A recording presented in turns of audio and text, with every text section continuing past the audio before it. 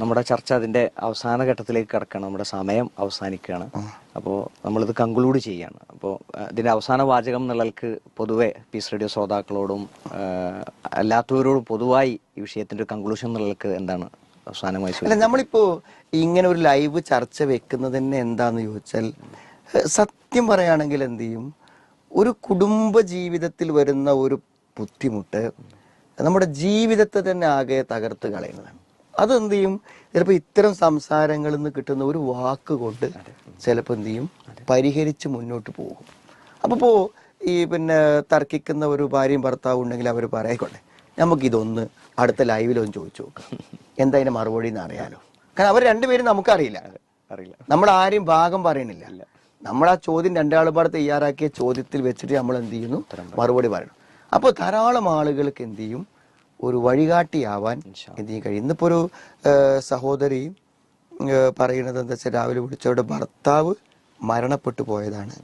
അപ്പോൾ മോൾക്കൊരു വിവാഹം കഴിഞ്ഞു, പക്ഷെ മോള് ഭർത്താവുമായി സഹകരിച്ച് മുന്നോട്ട് പോകുന്നില്ല, ആരോടും പറയാൻ വയ്യ, അവിടെ ഉപ്പ ജീവിച്ചിരിക്കണില്ല, ക്യാൻസറായി മരിച്ചാണ്, പക്ഷെ ഞാൻ ആരോട് പറയും. അപ്പോൾ ഞാൻ എന്ത് ചെയ്യും, ഇങ്ങനത്തെ വിഷമമൊക്കെ ഉണ്ടെങ്കിൽ പീസ് റേഡിയോന്റെ ഫീഡ്ബാക്കിലൂടെ അത് എഴുതി അറിയിക്കും, അല്ലെങ്കിൽ അതിന്റെ സംസാരങ്ങൾ കേൾക്കുമ്പോൾ എനിക്കൊരു ആശ്വാസം കിട്ടും എന്ന് പറയുന്ന എത്രയോ ആളുകളുണ്ട്.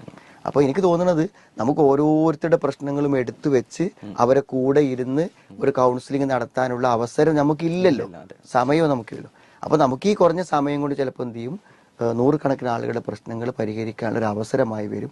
അപ്പോൾ എന്ത് ചെയ്യും, ഇത് നമ്മൾ മറ്റുള്ളവരിലേക്ക് ഷെയർ ചെയ്യുകയും അതേപോലെ തന്നെ ഇത്തരം സന്ദർഭങ്ങളിൽ ഉപകാരപ്രദമായിട്ട് ചോദ്യങ്ങൾ ചോദിക്കുകയും വിഷയത്തിൽ തന്നെ ഒതുങ്ങി നിന്നുകൊണ്ടുള്ള ചർച്ചകൾക്ക് അവസരമൊരുക്കുകയും ചെയ്യുക.